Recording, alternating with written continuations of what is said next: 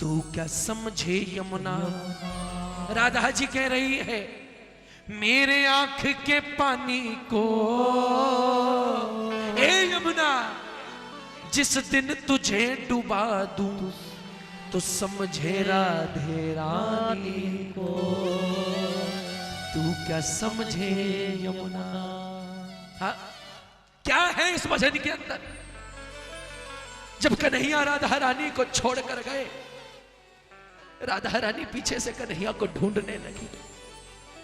पशु पक्षियों से पूछ रही है, धरती आसमान से पूछ रही है, ग्वाल बालों से पूछ रही है, सखी सहेलियों से पूछ रही है, हर किसी से, पेड़ पौधों से पूछ रही है, तुमने कहीं देखा, तुमने कहीं कन्हैया को देखा। सब बोले हमने नहीं देखा।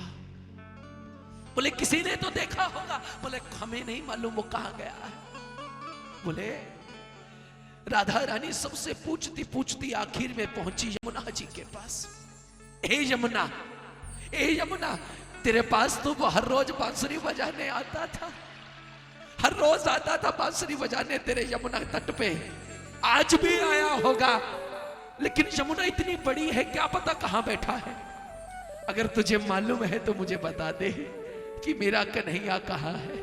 यमुना जी भी कुछ नहीं बता रही। तो राधा बोली तू इसलिए नहीं बता रही, मैं रो नहीं रही। अरे यमुना, वो कन्हैया जाता जाता मेरे से वचन ले गया कि राधा तुझे रोना नहीं है। अरे अगर कन्हैया ने वचन ना लिया होता, आज ये राधा इतना रोती, इतना रोती, तेरी यमुना भी मेरे आंसुओं में बह जाती। बोल सच्चे दरबार। सुनिएगा, एकदम अलग भाव आज आपको सुना रहा हूं। तू क्या समझे यमुना, तू क्या समझे यमुना, तू क्या समझे यमुना, तू क्या समझे यमुना। मेरे आंख के पानी को तू क्या समझे यमुना, मेरे आंख के पानी। अरे सुन, जिस दिन तुझे डुबा दूं तो समझे राधे रानी को। तू क्या समझे यमुना, तू क्या समझे। हे यमुना, तू तो इतनी बड़ी है, मैं कहां कहां ढूंढूंगी, तू मुझे बता देना कन्हैया कौन से तट पे बैठा है। इतने तट है तेरे, मुझको एक बार बतला दे, एक बार बतला दे, बोलो बोलो, एक बार बतला दे। कौन से तट पर बैठा सांवरा, मुझको ये समझा दे। अरे कौन से तट पर बैठा साविरा, मुझको ये समझा दे। मुझे मालूम है, तू क्यों नहीं बता रही। कंपिंग मत करिए।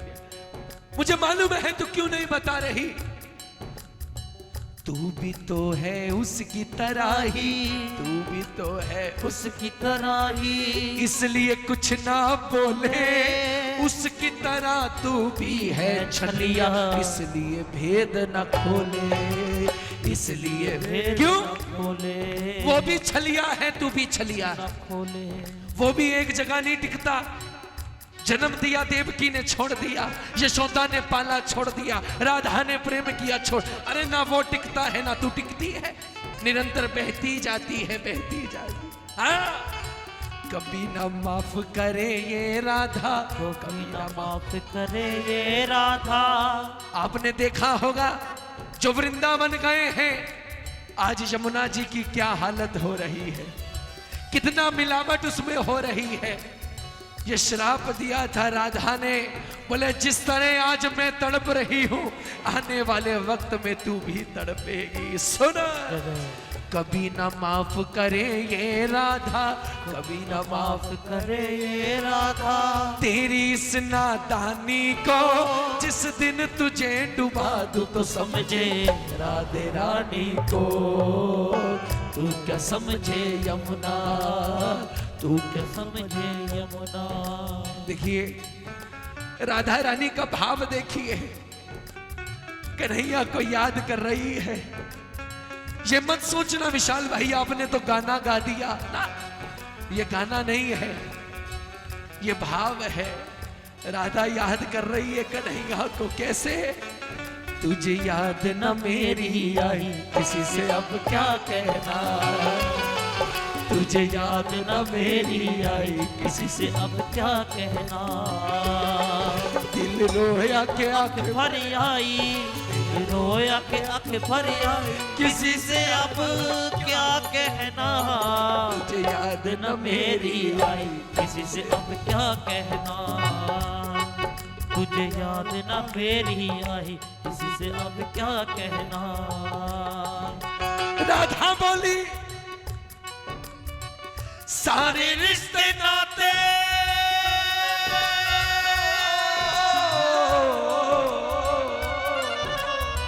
सारे रिश्ते नाते छोड़ के आ गई, ले मैं तेरे वास्ते सब छोड़ के आ गई। एक कन्हैया ले मैं तेरे वास्ते सब छोड़ के आ गई। अगर भजन अच्छा लग रहा है मीठी मीठी तालियां बजाना। 1 2 3 जय जय।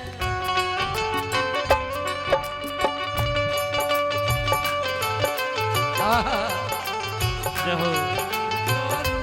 इतनी दूर चली जाऊंगी, सारी उम्र पुकारे फिर भी लौट के ना आऊंगी। सारी उम्र पुकारे फिर भी लौट के ना।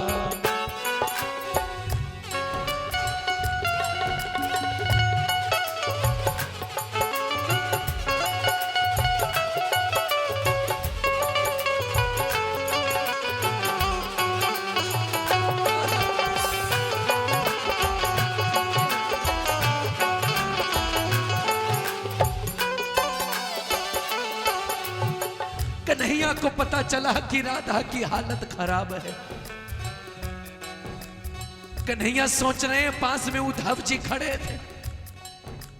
उद्धव जी को जानते हो, ये तो प्रेम की बात है उद्धव, बंदगी तेरे बस की। यहां सर देकर होते सौदे आशिकी इतनी सस्ती नहीं। उद्धव जी को बड़ा अहंकार था अपने ब्रह्म ज्ञान के ऊपर, अपने गुरु ज्ञान के ऊपर। उद्धव जी बोले कन्हैया से, कन्हैया तूने क्यों राधा को प्रेम जाल में फंसा रखा है, इसे ब्रह्म ज्ञान दे दे। कन्हैया बोले तुझे क्या लगता है मैंने कोशिश नहीं करी, लेकिन ये मानती नहीं। उद्धव जी बोले मैं समझाऊं, मैं समझाऊं, मैं बोले समझा। उद्धव जी गए राधा के पास, बोले राधा ये कैसी हालत बना रखी है, इतनी दुख तकलीफ में है। राधा बोली मैं तो बड़े आनंद में हूं, आनंद में। कन्हैया बोले ये कैसे हो सकता है। उद्धव जी बोले ये कैसे, भला दुख में किसी को आनंद आ सकता है। राधा जी बोली उद्धव जी आ सकता है। दो जनों को दुख में भी आनंद आता है। किस किस को, दो जनों को, किस किस को। पहला तो प्रीतम, जिसे अपने प्रीतम के आने का इंतजार है, वो उसके इंतजार में भी आनंद ले रहा है। और दूसरी मां, जब उसका बच्चा पैदा होता है उसे असहनीय दर्द पीड़ा होती है, फिर भी वो मुस्कुराती है क्योंकि उसका बच्चा इस धरती पर आ रहा है। बोल सच्चे दरबार की। राधा जी बोली सुनो उद्धव जी बहुत देख लिया मैंने योग तुम्हारा, मैंने योग तुम्हारा, मैंने योग तुम्हारा। इस योग में नहीं वो शक्ति मिटा दे रोग हमारा। इस योग में नहीं वो शक्ति मिटा दे जो रोग हमारा। जाओ वापिस जाओ, कन्हैया से बोलना, उससे कहना सीने में जो चीज सी छोड़ गया है कभी न होगी खत्म वो दिल से, ऐसे जोड़ गया है, ऐसे जोड़ गया है, ऐसे जोड़ गया है। जाओ उद्धव जी खूब मैं समझूं, जाओ उद्धव जी खूब मैं समझूं तेरी मेहरबानी को, जिस दिन तुझे डुबा दूं तो समझे राधे रानी को। ये समय भी हो रहा है और भजन प्रभाग में भी आना है।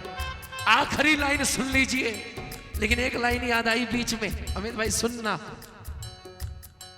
राधा रानी बोली ऐ श्याम मेरे घने श्याम मेरे ऐ श्याम मेरे घने श्याम मेरे तू है तो दुनिया कितनी हंसी है, जो तू नहीं तो कुछ भी नहीं है श्याम मेरे।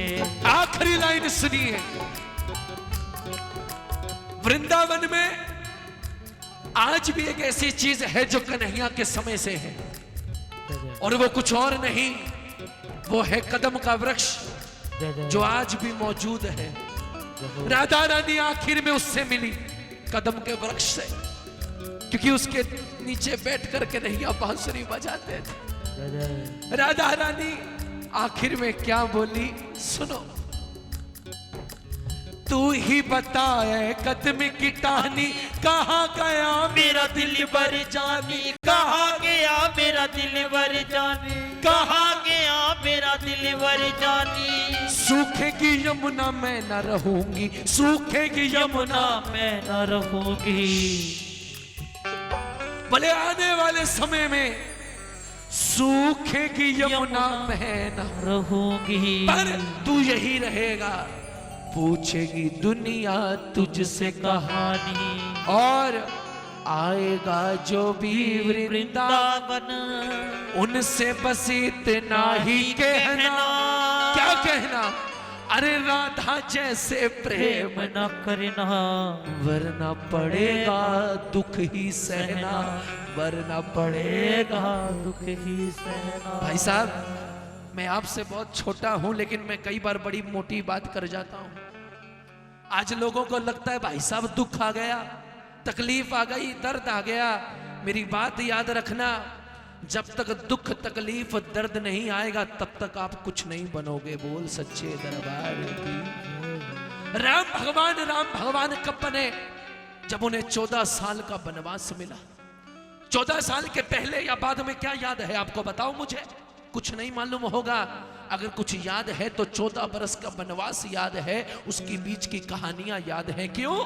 जब 14 बरस का वनवास का दुख आया, तभी रामचंद्र महाराज से रामचंद्र भगवान बन गए। बोल सच्चे दरबार। कृष्ण भगवान ऐसे कृष्ण नहीं बने, कारावास में जन्म लेना पड़ा है। और आप श्याम बाबा के दरबार में बैठे हो, खाटू श्याम जी के दरबार में। अरे सुनो, आज हम कहते हैं हम पर दुख आ गया। एक बार सोच कर देखो, जिसके दरबार में बैठे हो सबसे बड़ा दुख तो इन पर आया, अपना शीश काट कर देना पड़ा तो खाटू श्याम बने। ऐसे खाटू श्याम कमाल करते हैं। ये दर्द दुख तकलीफ आपको निखारने के लिए आती है। और एक चीज याद रखना छोटे भाई की, जाते जाते मैं सिर्फ 1-2 मिनट आपसे ले रहा हूं। वो है अभी समय? अच्छा, मेरी बात को याद रखना। जब भी कभी जीवन में दुख तकलीफ आए ना, भाई साहब, डॉक्टर APJ अब्दुल कलाम का नाम सुना होगा आपने। हमारे राष्ट्रपति थे। देहरादून पेपर देने गए थे, फोर्स में 8 जगह थी, उनका 9वां नंबर आया। बहन के जेवरात बेचकर आए थे। जब पास नहीं हुए तो ऋषिकेश चले गए, बोले गंगा में डूबकर मरूंगा। लेकिन वहां एक संत मिले। संत उनसे बोले निराश मत होइए। बोले क्यों ना हूं, अपने बहन के जेवरात बेचकर आया हूं, कुछ नहीं बचा, पास नहीं हुआ। ऋषि जी बोले कई बार भगवान ने आपके लिए इससे भी अच्छा सोच रखा होता है, वो इसलिए आपको नहीं देता। आज नहीं दे रहा तो कल कुछ अच्छा देगा। और उस दिन फोर्स में शामिल नहीं हुए तो भारत के राष्ट्रपति बन गए। बोल सच्चे दरबार। इंसान को चाहिए क्या बताइए मुझे? तन मन और धन, 3 ही तो चीजें हैं, तन मन और धन। अरे आप छोटी छोटी दुख तकलीफों से निराश हो जाते हो। जब कभी दुख आया करे ना, एक बार राम जी को याद कर लेना। सुबह राज्य मिलना था, राज्य अभिषेक होना था, पूरी अयोध्या नगरी के राजा बनने वाले थे। 1 सेकंड में 14 बरस का वनवास मिल गया। उससे ज्यादा दुख है क्या आपके जीवन में? हाँ बताइए मुझे। अगर आप पर ऐसा दुख आ जाए आप तो फांसी ले लो। हाँ, आज 14 किलोमीटर 17 किलोमीटर रिंगस चलते हुए हमारे पांव दुखने लग जाते हैं। भाई साहब मर गया, 17 किलोमीटर चल के आया हूं। अरे सोचो 14 साल कांटों के ऊपर राम भगवान नंगे पांव चले हैं, उन पर देखो कितना दुख आया। तन मन और धन, ये 3 चीजें चाहिए सबको। और एक चीज और बता दूं, आप इन तीनों चीजों में संपन्न हो, बस नजर चाहिए देखने वाली। पहली बात धन की रही तो भाई साहब धन इतना तो सबके पास है। रोटी कपड़ा मकान किस किस के पास है बताइए मुझे। रोटी कपड़ा मकान किस किस को दिया श्याम बाबा ने? नीचे कर लीजिए हाथ। भैया आप भी सुनिए बैठ के। रोटी कपड़ा मकान दिया ना भगवान ने, फिर आपको बताइए धन किस लिए चाहिए। एक बात याद रखना मेरी, 80% धन लोग छोड़कर यहीं चले जाते हैं। यूज तो 10-20% ही करते हैं। बोल सच्चे दरबार की। ये अंबानी जो कमा रहा है ना, अंबानी, उसका भी पेट नहीं भर रहा, उसको भी चैन नहीं आ रहा। बोले पेट्रोल पंप बंद हो जाए, खाली रिलायंस के पेट्रोल पंप चले दुनिया के अंदर, खाली जियो चले, वोडाफोन एयरटेल भी बंद हो जाए, तो जब उसका पेट नहीं भर रहा हम कहां से भरेंगे? बोल सच्चे दरबार। तो धन तो सबके पास पर्याप्त है, बाकी तो भाई साहब यहां छोड़ने के लिए कमाना है। और रही बात तन की, मैं फिर कहूंगा, श्रवण कुमार ने देखो अपने माँ बाप को कंधे पे रख के कितनी चारों धाम की यात्रा करवाई। आपके ऊपर तो इतना कोई तन पर दुख नहीं आ रहा। और तन की बात अगर दुख की आ रही है, एक बार वृंदावन के प्रेमानंद जी को देखाओ, 17 साल से किडनियां फेल है, फिर भी राधा नाम में मगन हुए पड़े हैं। उससे बड़ा दुख तो नहीं है आपके ऊपर। धन भी है, तन भी है, और आखिर में रही मन की बात। आहा, ये तो रहा धन का। आप भी डाल दो जी, हाँ डाल दो। हाँ, ये तन के लिए था, नहीं ये धन के लिए था। नहीं, ये तन के लिए। मन का तो भी सुनाया ही नहीं है, अभी मन का सुनाऊंगा फिर डालना। तन का सुना दिया, धन का सुना दिया, मन का सुन लो जी। मन किस लिए डरता है, किस लिए भयभीत होता है बताओ? किस लिए? एक 2 हाथ वाले बंदे से आप डर रहे हो? 2 हाथ वाले बंदे से जब भी मन भयभीत हुआ करे, सोचो 2 हाथ वाला हमारा क्या बिगाड़ लेगा, हमारे साथ लाखों हाथों वाला खड़ा है। बोल सच्चे दरबार। हाँ, आज किसी के साथ 2 बॉडीगार्ड चले ना, 2 बॉडीगार्ड, वो यूं चलता है, मेरे साथ 2 बॉडीगार्ड हैं। अरे आपके साथ तो जगत पिता चल रहा है, आप तो और आनंद से चला करो। बोल श्याम प्यारे की। और भाई साहब मैं फिर कह रहा हूं जी, सतयुग, द्वापर युग, त्रेता युग सब यहीं पर है, सब यहीं पर है। आपके ऊपर डिपेंड करता है, आप इसे सतयुग बना लो, आप इसे कलयुग बना लो, ये आप पर निर्भर करता है। सबसे बड़ी उदाहरण आज के सतयुग की अगर आपको देखनी है, इतना भजन कीर्तन हो रहा है, ये सतयुग की ही तो निशानी है। और किसकी निशानी है? अगर फिर भी पेट ना भरे तो दिल्ली धाम, खाटू श्याम जी का दिल्ली में एक धाम बना है जी। आप एक बार जाकर आना, जाकर दर्शन करके आना। उसके अंदर 36 धाम बन रहे हैं, 36 घाट बन रहे हैं। 24 घंटे अखंड श्रीमद् भागवत कथा चल रही है। क्या कुछ नहीं हो रहा? गिरी गांव के अंदर सेवा चल रही है।